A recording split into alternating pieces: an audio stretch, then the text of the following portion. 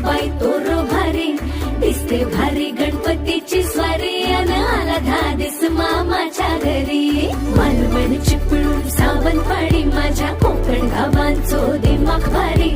दिसते भारी गणपतीची स्वारी माझ्या कोकणा वाटे तुम्ही